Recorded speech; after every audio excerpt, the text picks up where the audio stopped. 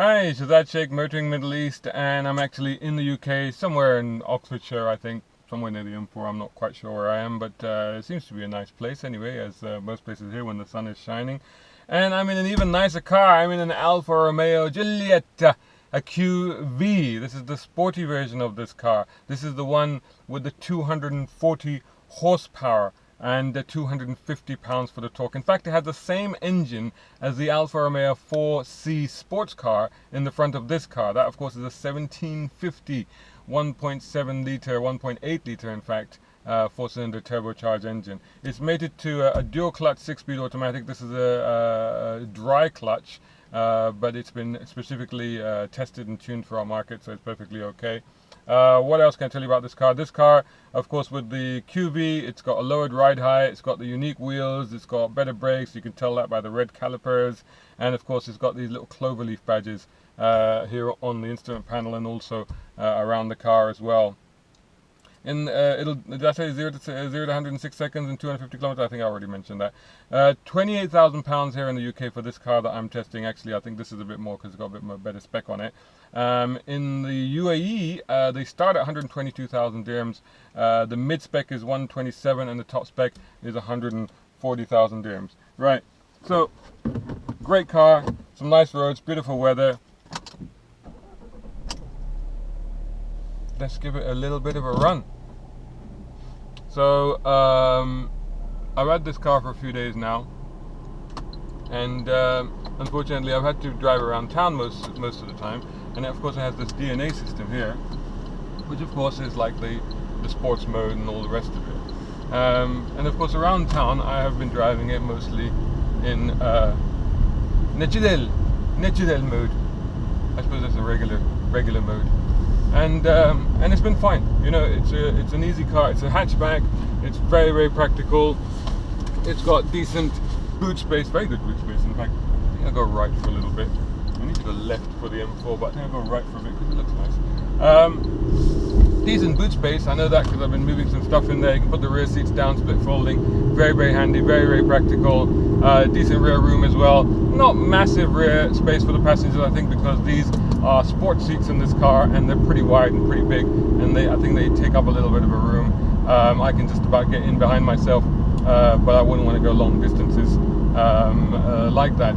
Otherwise, perfectly practical and reasonable and handy hatchback. But what we want to do is put it into press and hold this forward so that it goes into dynamique. Dynamique, the engine is in performance, we got sports for the traction, and blah blah blah. So that, I wouldn't say this is a transformation when you do that, but it just tightens it up a little bit. And a little bit more eager on the throttle. Yeah, that's good. Wants to get going now. That's quite good. And the response steering feel is similar, to be honest. I think it's the same. Feels good. The gearbox, I've still got it in automatic, but it seems to be fine. It's obviously going to hold on to gears a bit longer, and it's going to be slightly quicker on the upshift. We've just gotten into a village with a 30 limit, so just slowing down here. And it has a good driving position, quite reasonable. Seating position is quite upright in this car, like a hatchback. It's a great steering wheel. Huge, massive boss here in the middle, which makes the cruise control stalk, which is this one here down just below the indicator stalk, virtually disappear. I have to keep looking around to see, to remind myself how to operate that. Instrument display is pretty straightforward, very bold, very strong. Revs on the left, speed on the left and revs on the right, and then 2 center dials to tell you temperature and fuel. I've got half a tank left in this car, and then a little digital display just below that in red. Not a full color display, just a red one that just gives you some information, such as trip mileage information and what mode you're in, what gear you're in, that sort of stuff. Doesn't give you a digital speed limit display, speed display. It just gives you this information. In the middle here, you have the system. Actually, this system, I've just recently driven the Renegade, and actually all of this, most of this bit here, including the AC and the instrument, the display panel here, is all very familiar from the Renegade. In fact, So I jumped in this car and straight away knew exactly how to use it without even having to think about it, which is nice for an Alfa Romeo, because it's all very intuitive. And of course, a lot of that has got to do with being inspired by some of the systems that were introduced in the Chrysler. Alfa, of course, owned by Fiat. Fiat married to Chrysler, FCA, and that's where a lot of this influence is coming from. Down there there's a SD card and a USB, so that's really handy, and it's got a proper handbrake, which is always nice to have in a hooligan-esque hot hatch. Not that I would use it, of course, other than to hold the car on its parked. So it's all very practical, all very handy. The ride is very, very firm. Now, I've tested a few cars in the UK, and you may have seen some of those videos. I'm going to turn around actually, because it just seems to be getting into villages. I'll start heading towards the M4. And I've tested a few cars in the UK, and you may have heard me say a few times that the ride is quite firm. And of course they are. I mean, they're set up these days.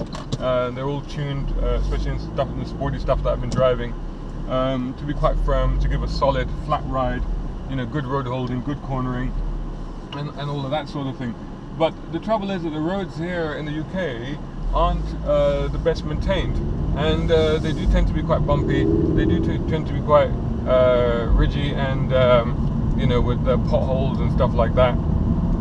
So so sometimes it's the ride is not as good as, I don't know. It might be better in our market, you know, because our roads in the Middle East, particularly in the UAE, are pretty smooth, and we generally have a better ride experience, if you like, compared to some of these roads here. I mean, you know, the roads are narrow, they're tight, they're twisty, and you know, you get the smallest little drain hole or whatever, you know, will send a ripple through the body. But that's just the nature of the roads here.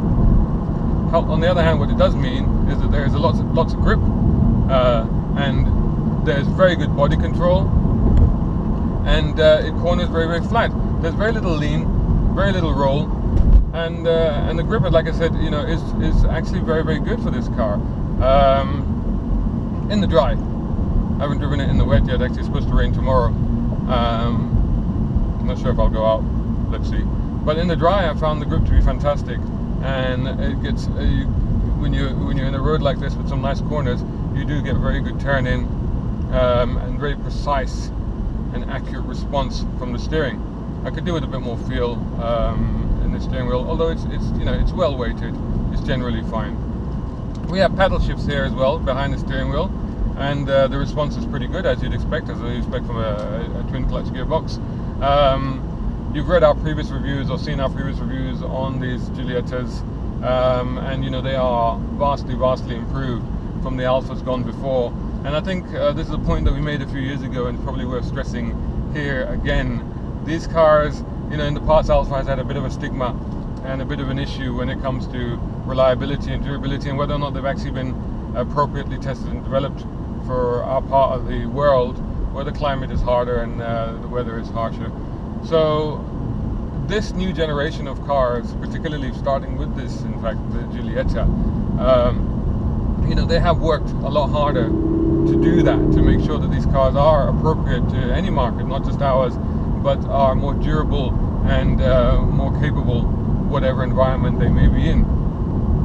So all of a sudden, you know, these cars are something that bring a lot of style, a lot of coolness, a lot of emotion, and a lot of passion, and a lot of history, and a lot of heritage, which is, I think, one of the strongest points of the Alfa Romeo brand, and why every car enthusiast wants or aspires to own an Alfa Romeo, because they still have that heritage and that image and that perception.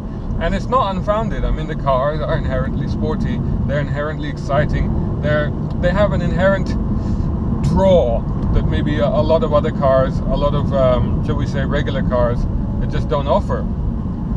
You know, you put up a picture of this, or as I've put up a picture on this on our Facebook feed, and you know, somebody will always comment, oh, Alfa, oh, there's something special about Alfas.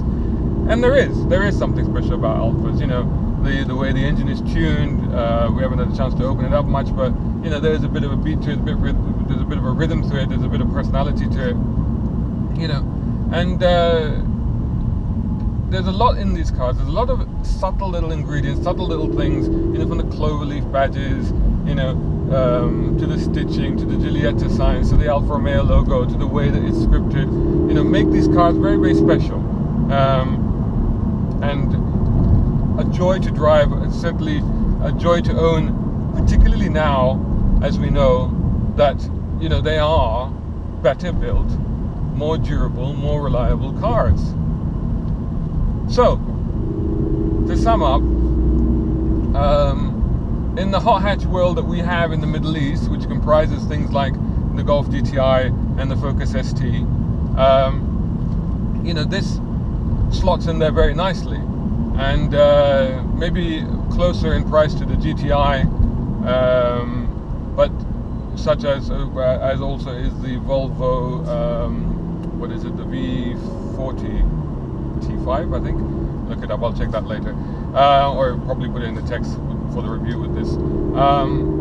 But you know, it offers a bit of prestige, it offers a bit of glamour, it offers a bit of sexiness that certainly the Golf doesn't have. The Golf has a very efficient personality compared to this car. So definitely has a cachet, definitely has something. And I think the main thing about this car is that you buy this car not only if you want to enjoy your driving and have something that is cool and good looking and special, but you buy it because it's an Alfa and because you want to be different, and not many people own Alfas, and it is always such a joy and a delight to see people in our market, in our region, driving around in Alfas. So this is for the standout person. This is for the person that doesn't follow the crowd. This is for the person whose mates have all gone out and bought GTIs and he's like, yeah, I want a hot hatch, but I'm going to go a slightly different route. And you know what? He's going to be happier for it. So there you go. Full review, as ever, will be on motoringme.com. If you're watching this on our YouTube channel, which you can find by searching for Motoring Middle East, then please do subscribe if you like it and share it. And of course, you can use Motoring Middle East to find us on all the social media, Twitter, Instagram, and particularly on Facebook, where we do a lot of stuff. Please make sure that you're on there and that you're following us. Thanks so much for watching, and until the next car. And I'm just going to open it up a little bit here because give you a little bit of sound.